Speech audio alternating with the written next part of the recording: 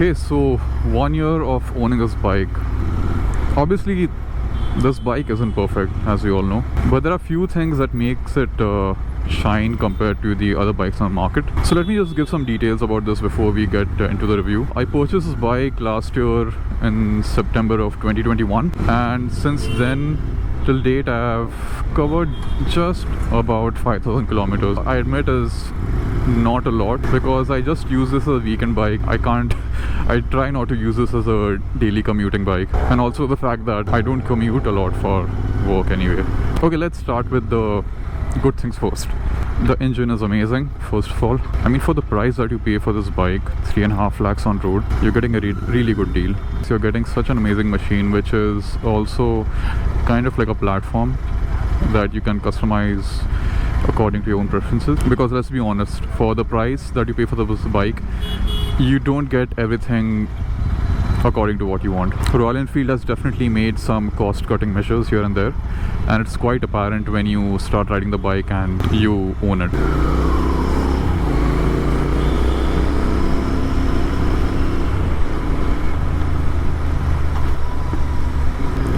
And yeah, it has so much torque, as you might have witnessed just now. I mean, at least sufficient torque for city riding and even for highways. Even when you're at about 80 on the highway and you want to overtake another vehicle, you can easily do that. So yeah, there's no shortage of torque, at least for the kind of riding that I do, and it is plenty powerful for me. This is the first bike that I've ever owned, or at least purchased with my own money. Compared to the previous bikes that I had, I used to ride a Yamaha FZ and then a Thunderbird 350. Obviously this is like a huge upgrade. I used to think Yamaha FZ was quite a heavy bike because I had learned riding a two-wheeler on a Splendor. I'm not sure how much a Splendor weighs, but this is yeah, it's a really heavy bike. It's about 202 kgs dry, I think, and when it's fueled up it might be around 220 or something.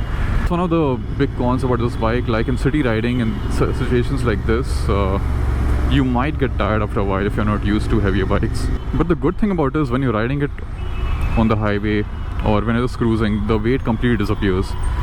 It's only in stop and go traffic situations like this that you actually feel how heavy it is. But to overcome that, you have a good amount of torque. You just need like a blip of a throttle to balance out the bike and prevent it from dropping.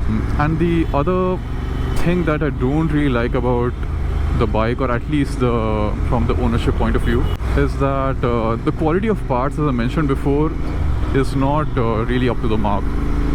So in the past 1 year, I've already had a few things replaced on the bike under warranty, of course. One was the side stand sensor, and after that my instrument cluster had gone bad. Like the LCD that you see over here, that stopped working and the tachometer was jumping like crazy. I also had the fuel pump of the bike replaced. Now I mentioned in my earlier video that my bike doesn't idle well on traffic stops.